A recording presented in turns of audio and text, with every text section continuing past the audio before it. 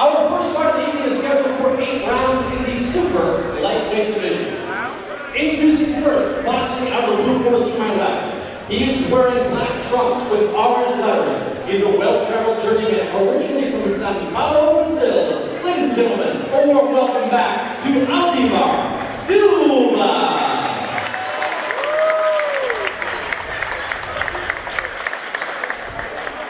And his opponent, standing directly across the ring, fighting out of the red corner to my right, wearing black trunks with white trim.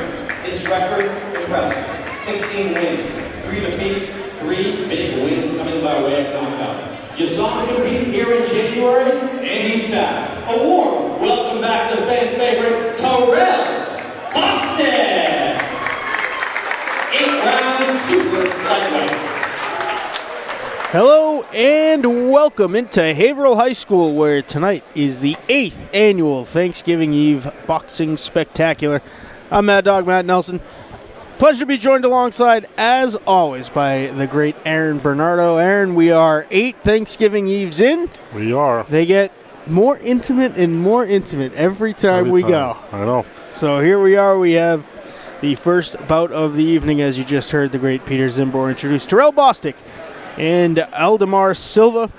Silva is fighting for the 5th time this year, Aaron, and interesting, he fought on March 24th against Carlos Gonzalez at the Palladium in Worcester.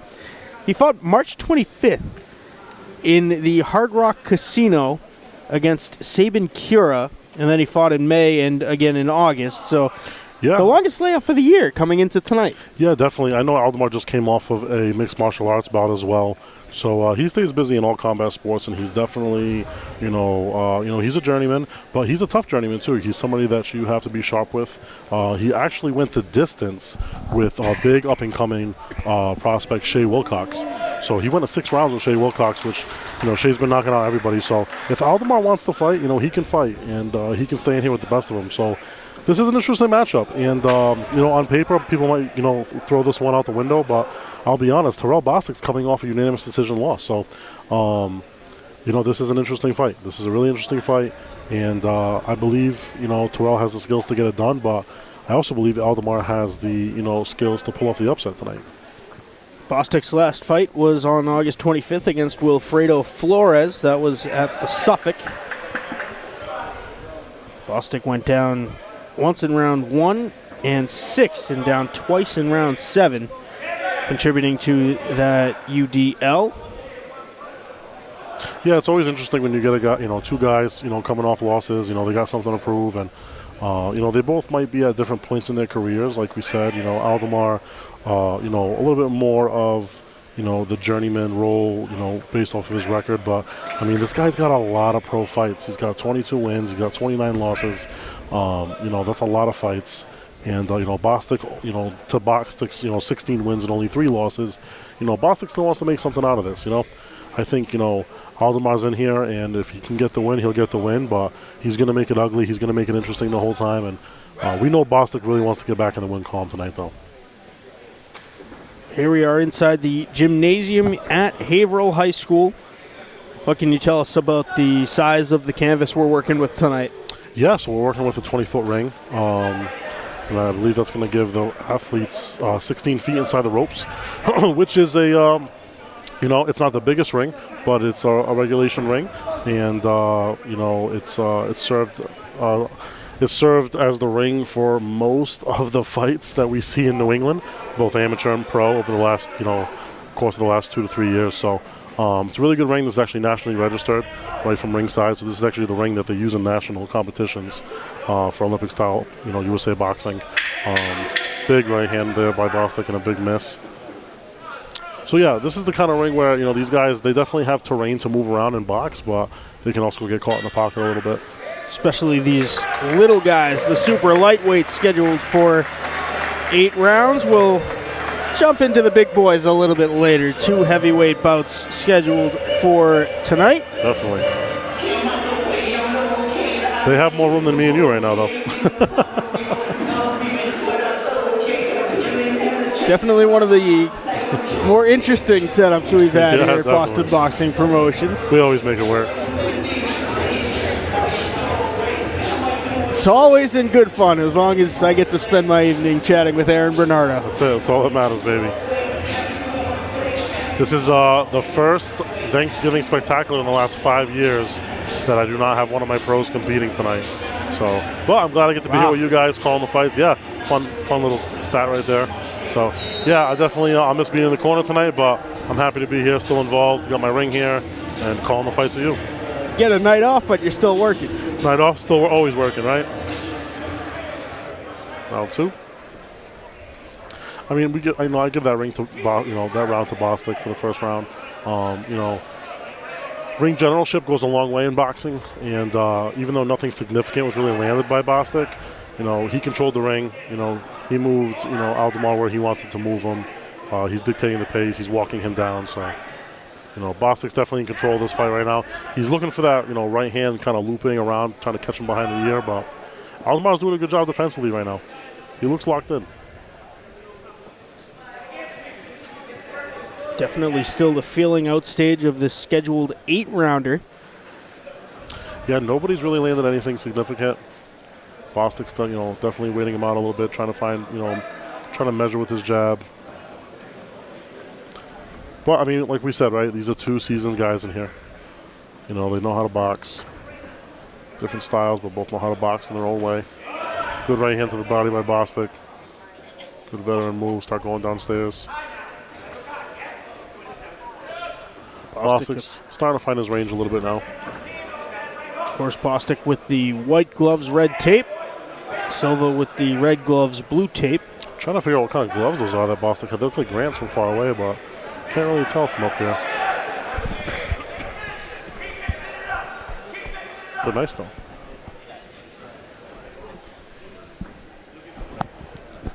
The thing that's going to get interesting is always this place expected to fill in as we get into the later stages of the card. Yeah, it is already very warm in here. Very warm in here. Already a very good crowd. Usually you see, we're in the high school right now. Usually you don't see the bleachers too packed up, but we have our floor seats are packed. Our bleachers seats are packed.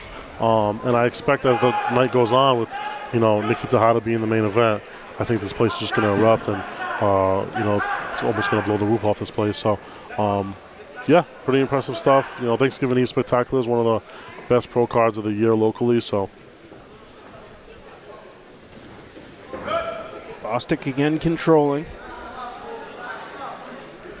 You could tell by the way Bostic's fighting. He planned on going 8 rounds or at least into the later, championship rounds for an 8-round fight.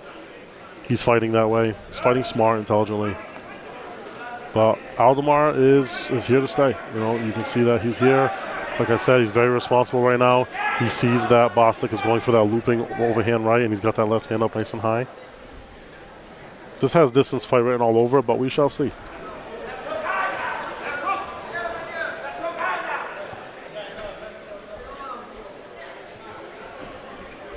Bostic standing in the middle of the ring. Catches one between the guard there.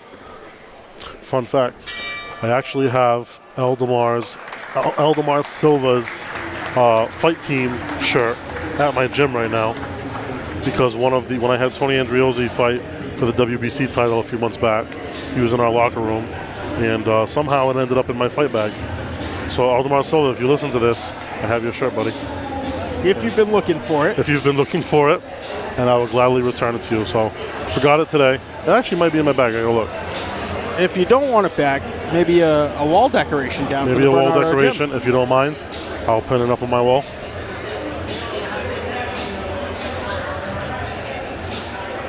The fight locker room where everything goes to be lost.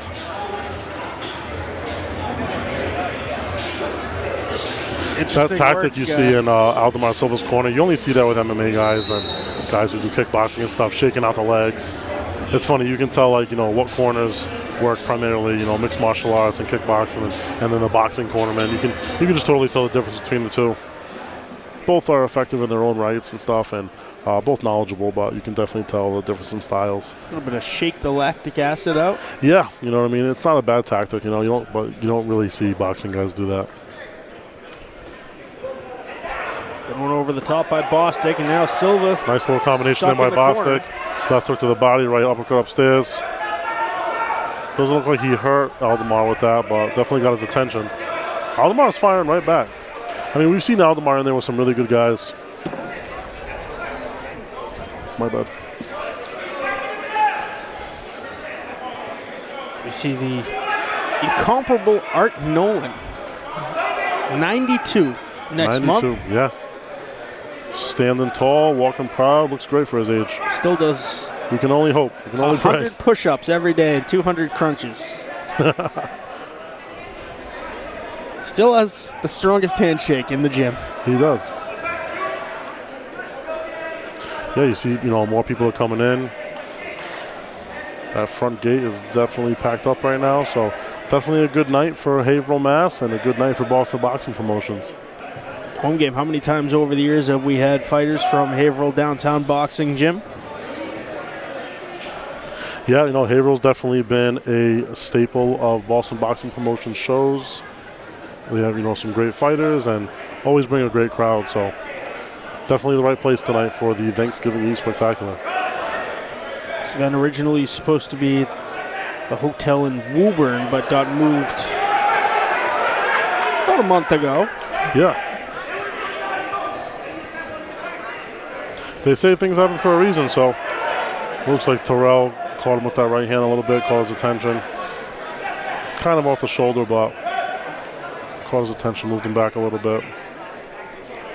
Terell hasn't been able to land that marquee shot yet, that good straight right hand or that real flush hook. Everything's kind of been a little grazing, just like that right there. And that's credit to Aldimar, doing really well with his defense. Caught the overhand right there. He's been looking for it. Referee Johnny Costin called behind the head. I don't necessarily think that was behind the head. I don't think he was aiming for that, but those shots can be tricky. But I mean, that's the equilibrium. As a boxer, you're really looking for that.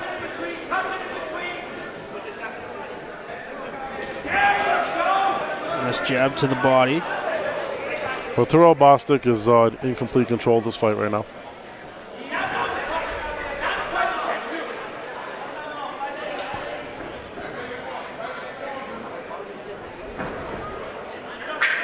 Good double jab there by Silva. 10 seconds left in round number 2. Nice little uppercut. Yeah, Bostic's really been looking for that uppercut. He opened up really big in the beginning of that round with that left hook to the body, and we found that right uppercut. Was not able to capitalize on it and find it again. But another good round by Bostic.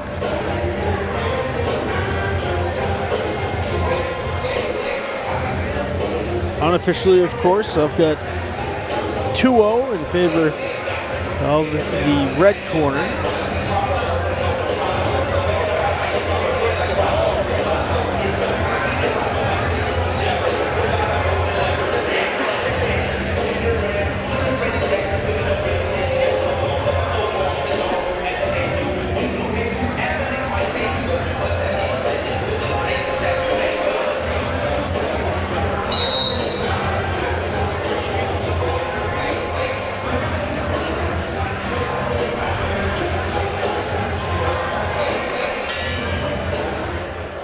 Don't think the DJ got the memo about the room size we're in. Yeah. He is pumping it nice and loud. Trying to get the vibes right for the holiday. Round 3, Bostic immediately goes back to that over the top right. Round 4, sorry. Good combo work by Bostic in the corner. Good jab there by Bostic.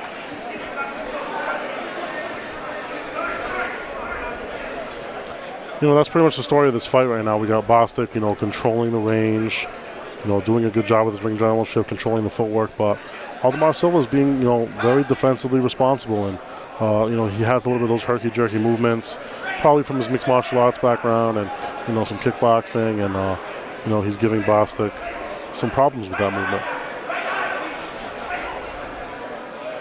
See how long in this 8-rounder before the arms start to get tired, and Bostic is able to connect with one of those over the tops.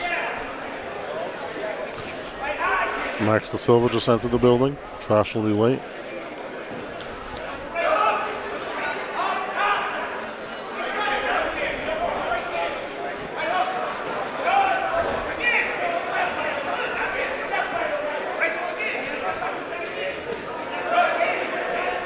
right to the rib cage there by Bostic. Follows it up with a left to the head.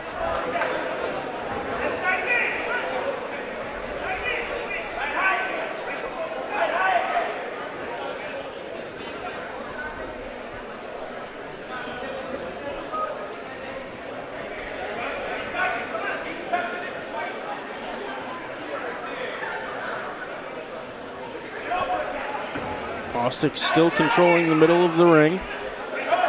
Silva willingly giving it up. Yeah, Bostic pretty much has full control right now, doing whatever he wants. He's picking his shots. Looks like he's kind of working on things in there. Slipping up in the uppercut, slipping, going downstairs to the body. Silva is making it ugly. He's making him fight for it, but again, Bostic just comes up a little short on a straight right hand there. Good left hook there by Bostic.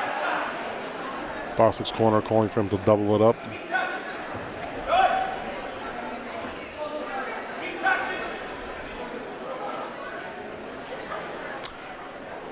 Silva's fought Nikki Tejada, right? Not Nikki Tejada. Nick Molina. Nick Molina. That's what I was looking for. That was July 23rd. And I remember that fight. He hurt Nick Molina at one point. He wobbled him a little bit. Obviously, Nick Molina came back and ended up stopping him. I believe that's how the fight went. But pretty much the reason I'm bringing that up is just to prove the fact that, in a fight like this where Bostic is in complete control, seems like he's cruising to a unanimous decision victory, somebody like Silva is always very dangerous. Always have to be ready, always have to be alert, on your game. That fight was part of the Great American Boxing Bash over a couple of summers ago at the Castleton Banquet and Conference Center in Wyndham. Yeah, I called that fight live.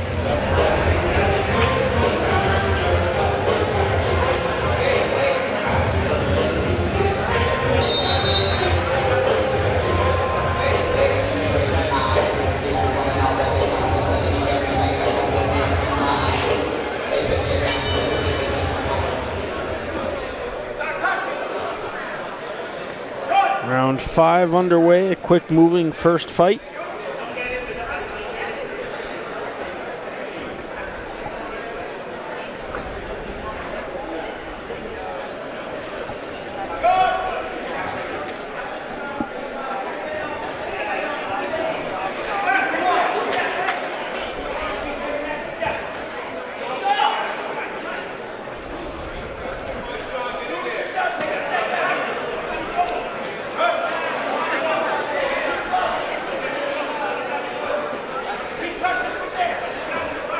You hear Bostic's corner, just keep touching him, and that's what he's doing. Pulling with his jab, snapping his jab. He's got his range. A couple times Silva gets out of range, just like that. Bostic does a good job using his jab to find it again. Posts up right there on the way back. Just smart boxing right now by Bostic. And like I said, kind of giving the vibe that he's going to cruise to a unanimous decision victory, which he needs. Coming off of a unanimous decision loss, obviously, But Silva's still in the fight. Good block there, coming back with the right hand. Silva is definitely, still here, still ready to fight. Just a little outgunned right now. Nothing's really affected Bostic. No, just, it's a very, it's a neutral kind of fight. Neither guy has landed anything really too significant. Bostic's landed a little bit more. And, the story of the fight, he's really just controlling with his, his range and his ring generalship. That's really what's winning him, the rounds right now. See? That's Silva. Good little right hand there. Him. Good little right hand by Silva. And that's the thing, you can't lull yourself, in a fight like this where you kind of just touch him with everything you want. You can't fall asleep. Because, Silva's still dangerous.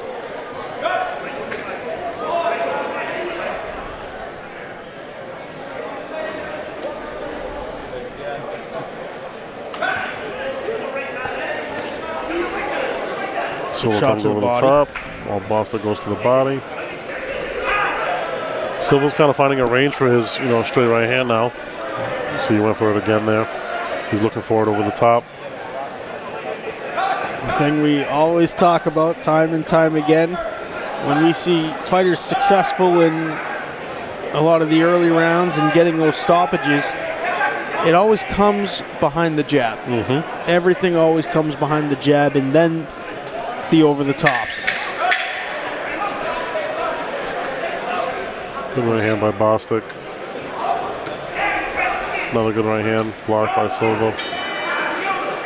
Yeah, I mean, most important punch in boxing, right? Start with the jab, finish with the jab, and you know these educated, you know, the more educated pros and the guys that have a little bit more amateur experience, like a Terell Bostic, you know, you can see that, you know, kind of ooze out of their style a little bit. Very good jabs. Good jab to the head, the chest, the body. Is that 4? That was 5. 5. Now we'll enter round 6. Championship rounds. Back in my day, being from Brockton, I remember when championship fights were 15 rounds. Yeah. Definitely. It all stopped with Ray Boom Boom Mancini and Dooku Kim. Commissions thought it was a little bit too vicious for fighters to go 15 rounds. Ultimately, it changed championship fights to 12. They don't build them like they used to in the days of Rocky and Marvin Hagler. No, they definitely do not. You know, it's definitely, you know, generations have gotten, you know, a little weaker over time. I mean, comes with the, you know, territory of, you know, technology and, oh, that's a knockdown. Yeah, referee Johnny Callis knows what he's doing. Very clean knockdown. Again, like I said, Aldimar Silva was very tough. Took that shot. You know, didn't go completely down, but legs buckled, gloves touched the canvas. Perfect knockdown. Nice little check left hook there by Bostic. Caught him right on the button. Good recovery powers by Silva. And Silva still looks a little hurt, so I think we're going to see Bostic kind of jump on him right here. But again, he's doing it intelligently. Again, starting with his jab, trying to feint and go downstairs. A lot of times that's what you need to do. You hurt somebody upstairs to the head, immediately go to their body. Any good coach will tell you that. You see Bostic doing just that. First knockdown of the fight coming here in round 6.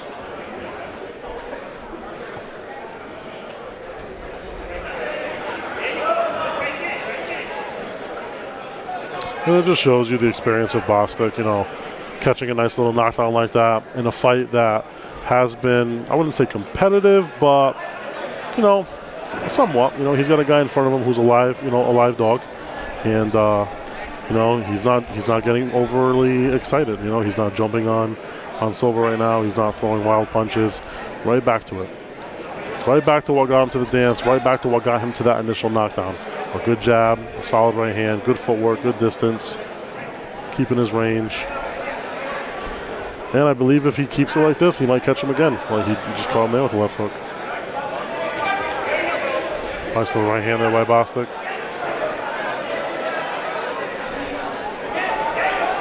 Bostic hasn't yielded the middle of the ring once through the first 6 rounds. Bostic's in fantastic shape. I mean, so is Silva to take the punch that he did and recover the way he did. Both men in really good shape. And this is what we want to see on, you know, the local level. 2 guys that want to win, both in good shape. So that's something that you see on Boston Boxing Promotion cards that you don't see on a lot of other cards. You know, you do see these guys from other places that come here, you know, to stay busy, stay sharp, and, you know, maybe get back in the win column. Good fighters, you know, good fighters that you don't always, you know, we see a lot of the same local fighters recycled in and out, and you don't really see somebody like a Terell Bostic. Well, Peter Zimbor and all of his connections in boxing and different people that, you know, he works with and match makes for, you know, he gets fighters like this. And it's cool to see as a fight fan. It's cool to see these kind of fighters over here. It's always good to see our California friends as well, from Knuckleheads. Exactly. You know, you get to see some different looks, different fighters, different gyms, different regions.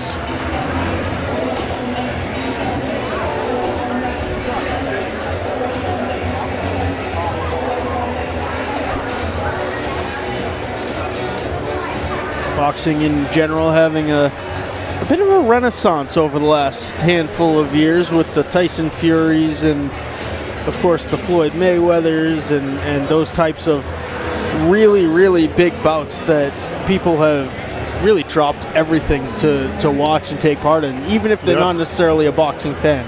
Yeah, I mean, some of the biggest pay-per-view gates are all boxing matches. So, I mean, boxing's still alive and well. I don't see it on the decline as much as, obviously, the boxing hardcores don't want to hear the name, but Jake Paul is fighting Anthony Joshua. That's a huge fight. A lot of people have different opinions on it. Obviously, I would say the betting odds are in Joshua's favor, but that being said, everybody's going to tune into that. You know what I mean? There's talks about how many millions of people watched Mike Tyson? Millions and millions and millions of streamers watched Mike Tyson versus Jake Paul. So, and as much as you know, people might not be happy with some of the matchmaking. I mean, listen, it's still boxing. It's still boxing. This is all being sanctioned by, some of the biggest athletic commissions in the world, and it's putting eyes on the sport. It's putting eyes on the sport, and that's definitely a good thing. And well, like you said, some really big fights. Pacquiao and Mayweather.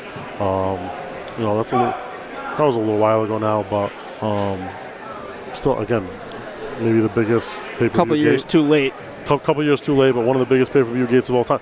The biggest pay-per-view gates, I'm pretty positive have all been boxing matches. So, what is that? I always tell people, if you're walking down the street, you see a pickup basketball game, a football being tossed around, a kid hitting the baseball, and two guys fighting. What are you going to stop and watch? You know what I mean? You're going to stop and watch the two kids scrapping. That's just in our nature. You know what I mean? It transcends language, everything. Everybody knows what fighting is. So, especially us Brockton and Fall River guys. Brockton, Fall River guys, we love it, man. It's in our blood. So we love to watch it. We love to do it, and we got some good fights here tonight. So we're lucky.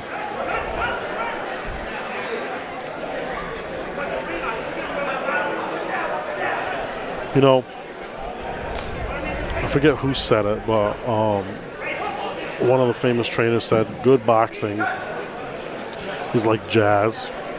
The better it is, the more boring. The more boring it is, the better it is. The more people hate it.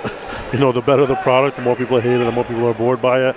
And when you get really good boxing, it tends to be quote unquote a little bit more of a boring fight, right? But you really have to appreciate the prowess and skills that these guys are doing with just their two hands and some hip movement and some good footwork, Terell Bostic is boxing a really good fight right now. On this local level, a lot of guys can learn from this, especially some of these up-and-coming pros. He's not really wasting too many punches. He's establishing his jab well. Good little right hand there by Bostic. Nice little shovel punch. Good body work. Yeah, Bostic's a good boxer, man. I like watching him fight. Really good ring generalship. He's being exactly that. He's being a general in there. No, calling that a slip. Interesting little slip there, but all right. Referee Johnny Cowles, one of the best in the business, called some of the biggest fights. Yeah, so point being, this might go the distance. This might go 8 rounds. This hasn't been one of the barn burners that we've called, like Tejada and Balakin, but good boxing match. And exactly that, a boxing match, which we have to appreciate. 7th round has come and gone. We will head to the 8th and final. Kind of all over the map tonight in terms of scheduled rounds. Our next bout, Josh Melvin and Igor Santos, scheduled for 4. Then we go back to back 8s with Jackson Blanco versus Saul Terell and Nick Molina versus Eduardo Reyes. A couple of 4-rounders with Toribio Matias versus Soares and Todoshenko and Gregory.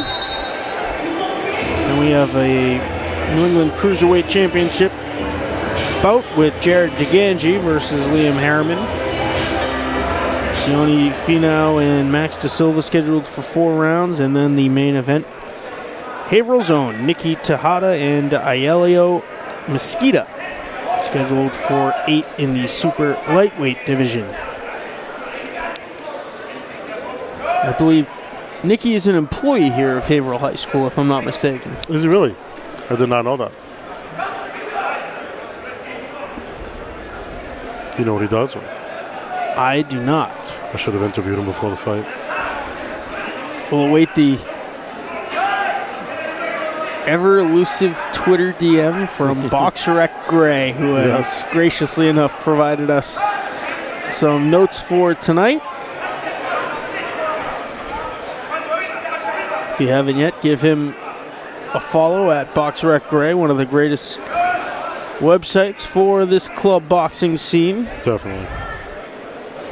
Him along with Tim Boxeo, some of the best Twitter accounts you can follow for anything boxing related.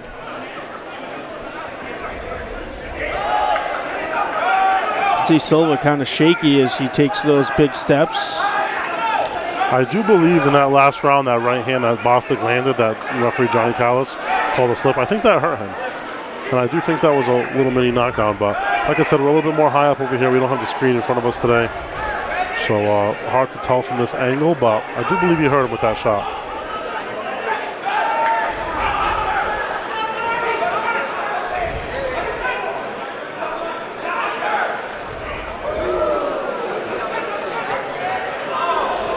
Silva's still throwing here in the 8th. Yeah, still throwing. Probably throwing the biggest shots he's thrown all fight. Kind of going for broke here in the 8th round. And Terell Bostic is obliging him over here, right in the pocket with him. Throwing some big shots in the pocket, whipping some big overhand rights. I think both men are saying, hey, listen, we fought a pretty standard fight right here, a pretty safe fight. Let's go for it, man. Crowd's loving it, eating it up. Good left hook, good right hand by Bostic. Good body work by Bostic. Silva just really savvy, leaning that shoulder on him, closing the distance, not letting Bostic get too much off. And throwing some big shots on the way up. There you go. So this might be Silva's best round in 8 rounds.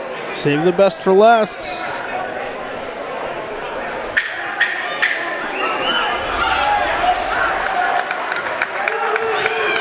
Oh, big left hook. Opening up big now. right hand. Oh, he's Silva's hurt. jiggling. Oh, wow. Saved by the bell. That's the definition of that right there. Bostic lands a huge right hand left hook combination to hurt Silva in the 8th and final round. Wow. Silva is a tough man. Silva staying on his feet through all that was very, very impressive. Wow. Exclamation point on what I believe to be a unanimous decision victory. I gave every single round to Terell Bostic. And in Silva's best round, Bostic ended by hurting him. So, yeah, I would say every single round was won by Bostic. Really good performance. I believe he gets back in the win column tonight. That's what he needed.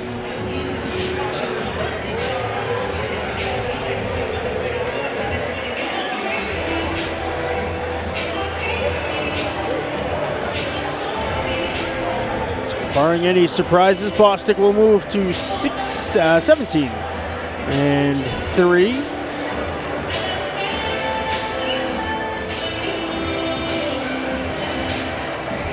We are through about 1 of 9 here on the evening at Haverhill High School. Good first fight to open up the card. Solid 8 rounds.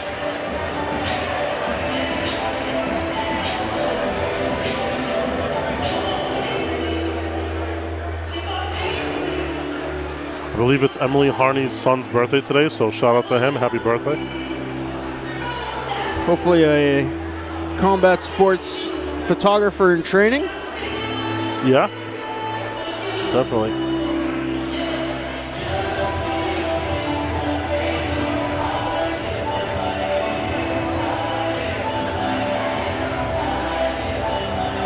Yeah, and the front gate has not stopped yet.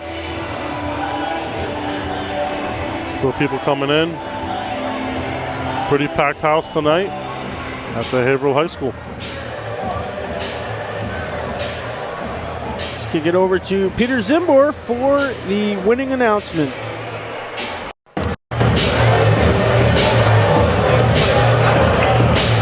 Ladies and gentlemen, we kick things off